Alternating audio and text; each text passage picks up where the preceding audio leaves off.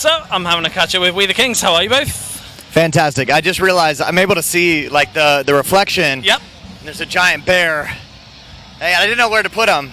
There we go. Ah, it's good right there. There we go. That'll do. What's up, man? How are you? Sun off you as well. Yeah, exactly. I'm a ginger, so I gotta keep it safe. Yeah, good. You're back at Slam Dunk. How was your show earlier? It was amazing. Well, it was unbearable for him. It was nice to see. Oh, that's it. That's the end. We're done.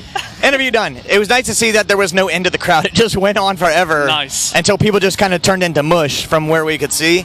It's special. Like, Slam Dunk was one of the first times that we ever came over here, so to be asked to come do it again, to be on main stage, it was special. It was really special. Yeah, and same again tomorrow. Same again tomorrow in Leeds, yeah. Yeah, nice. And then you've got a busy summer coming up. We do. With a festival run. We will be, so I think starting July through the end of August, we'll be busy. We're actually trying to plan to come back over. I haven't said this to anybody, but we are planning on coming back over to the UK to do more like headline dates or co-headliner dates. When you see the crowd as big as it is, you feel bad that you haven't come over here more often. Yeah. It's crazy, right? You know, like Yeah, especially with COVID and everything that happened with COVID. It's been so hard for us, like, to travel anywhere, and now to come back over after 7 years, it's amazing to see great fans again and to play in front of them. Yeah, for sure. Sure. And during lockdown, during COVID, you decided to write and release some music.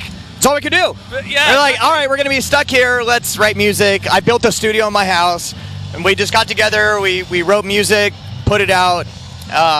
There's really no touring that was able to happen, so that's all you could do. we made the best of our time. We also, we're married, we have kids, so we were able to spend time with our families, which is really nice, and something that I really, there's a silver lining, right? You know, like, COVID was obviously awful for so many different reasons, but you can either feel all the heaviness and darkness of COVID or see the silver lining. And for us, we were home for the first time in a very long time for an extended time with our families, and that was special. We actually all had kids, like COVID babies. Lockdown babies, So honestly, like, arguably, they might not have existed had COVID not happened. So there's a silver lining for us.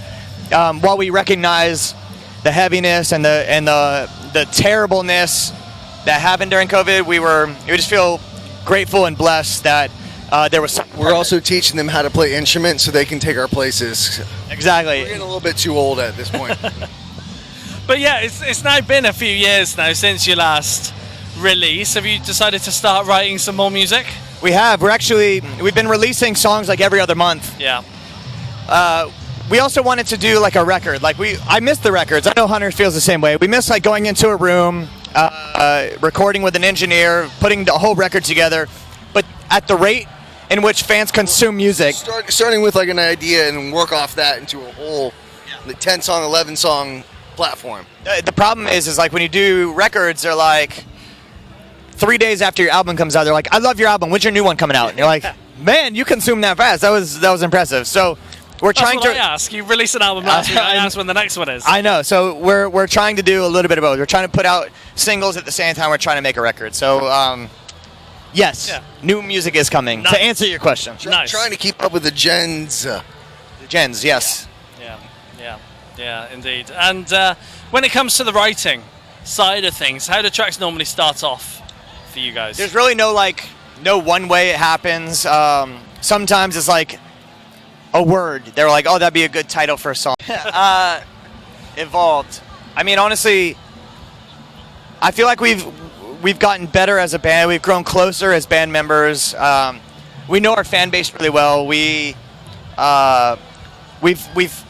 kind of maintained a sense of gratitude through it all, because through all the different years of us playing music and being on stage, like, the one thing that remains consistent is that there are always people there watching. So like that constant is very important to us, and I think no matter how much or far we evolve, that's the one thing that always brings us back, is like, okay, we're a band, we have fans, let's start there and then move on. So yes, our music has changed a little bit and evolved. Yes, we've evolved as human beings, but the relationship between bands and fans is something that we want to remain constant, and through the evolution, like, try to hold on to that as much as we can. You know, I know fans also evolve. They get jobs, they get families, and it's harder for them to listen to new music or to go to shows because life gets in the way.